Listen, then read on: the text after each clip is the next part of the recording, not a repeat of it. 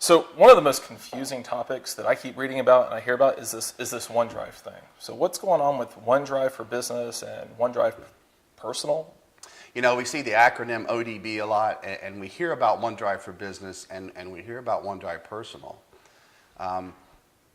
Really, about the only thing they have in common is the name, OneDrive. OneDrive for Business is really just Groove under the hood. Okay. Actually, if you go into the file system and you look, you'll actually see Groove.exe, and it is still the Groove engine that's running the OneDrive for Business. You know, OneDrive for Personal is what used to be Windows Live Mesh. It's just an evolution of Windows Live Mesh. So that's the big difference. So you really have two different engines. I mean, you know, OneDrive Personal is focused on synchronizing entire directories on my machine up to the cloud that I could then access from a Android phone, a Windows phone, your any device you have.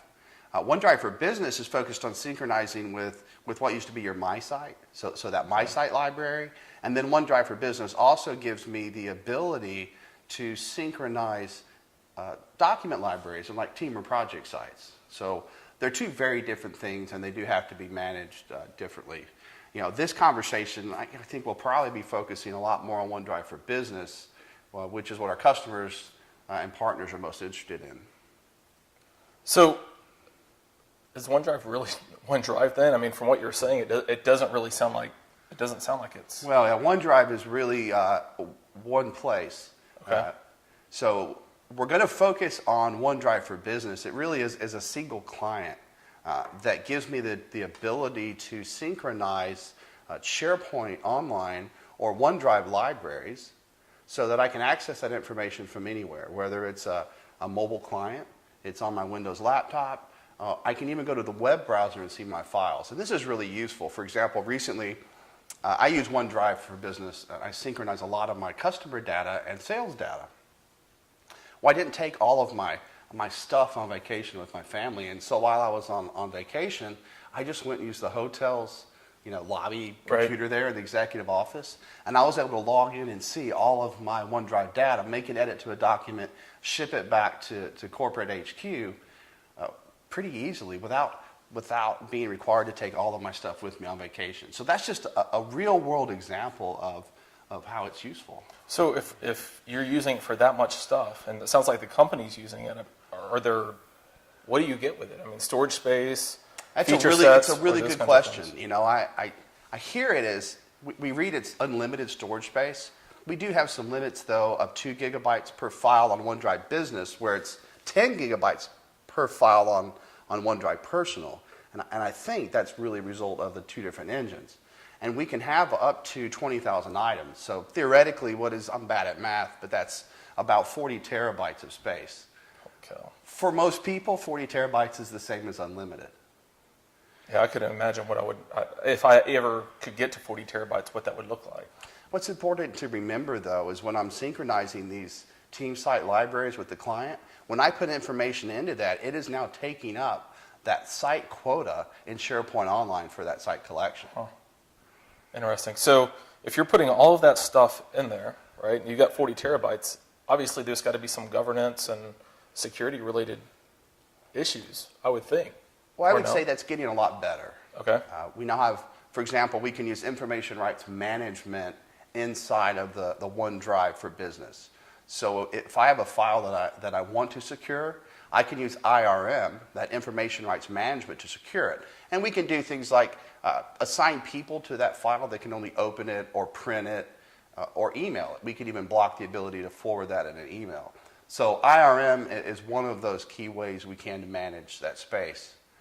The danger in OneDrive, and I think you hit on it, I don't know if it was intentional, is that it's just another place for users to store data. So when we're doing our information architecture, or doing our enterprise content management plan, there's a real challenge there. I don't think this is a new problem, though. I've heard a lot of our peers arguing this at conferences and tech trade shows. The truth is we've always had thumb drives and USB drives and My Documents and the L drive I share data on and the T drive my team and And we already have all this fragmentation of data. So much of it is really around mentorship and training.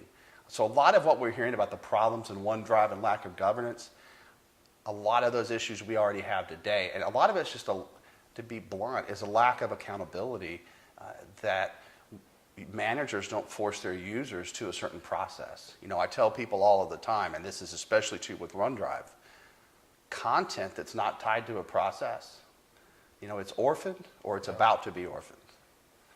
So it's funny. So this brings up another thought that's going on in my head right now. So we've talked about governance and the processes and things that needed to run a business. So obviously this is going to have some impacts on ECM or enterprise content management.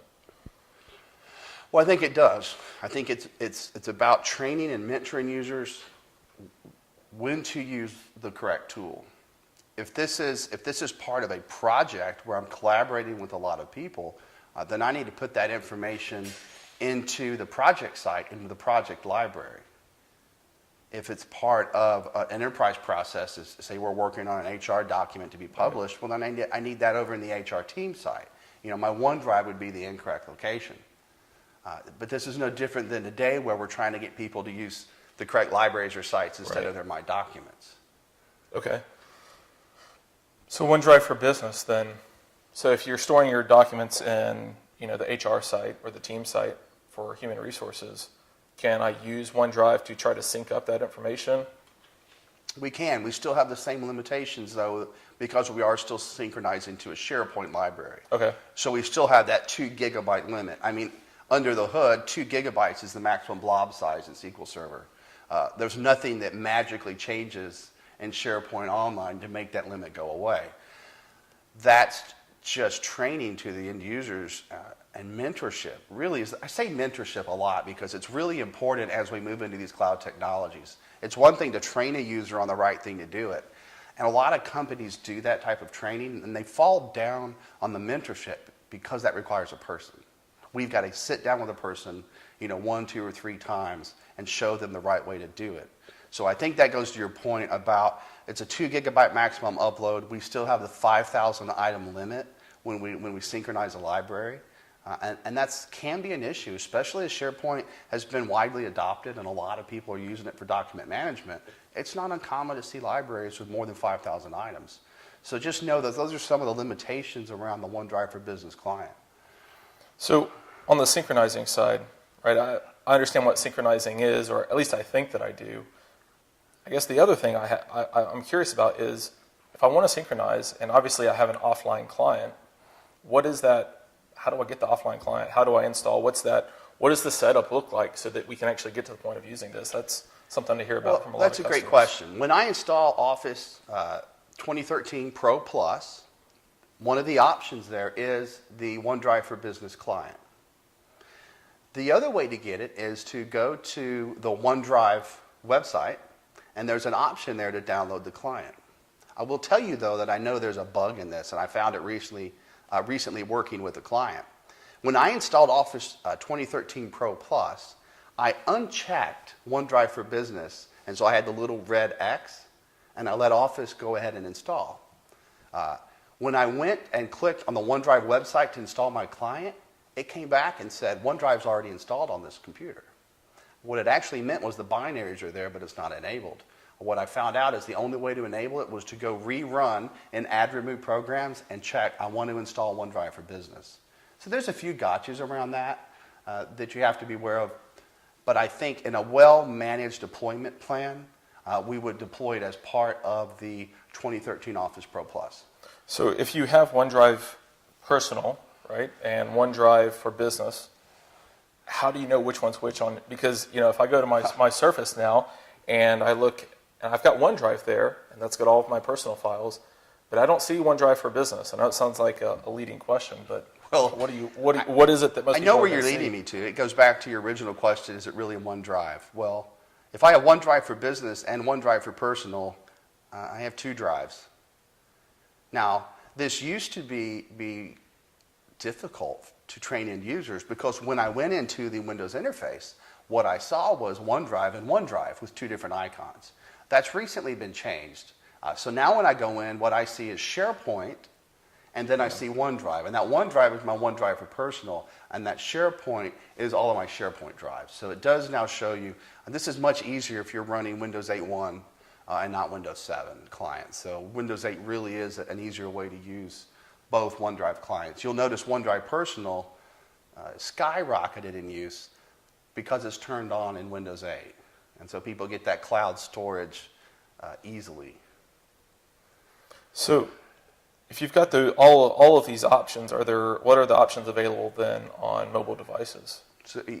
So now we have a client for all of the leading mobile devices, Android, Windows Phone, and iPhone. The clients continue to get better. I mean, this is an area to where there's constant refinement by the product team on the mobile devices. I would also say that engine that was originally Groove, that's being updated regularly. And so we had some issues with engine stability late last summer and into the late 2014. Those have all been resolved by recent updates. And if you want to look, you can go to TechNet and just search for OneDrive Business Updates. Okay. It'll show you the version number on groove.exe. So if you're an IT admin, all you have to do is then go look, find groove.exe, and see if you have that most recent update. Okay, cool.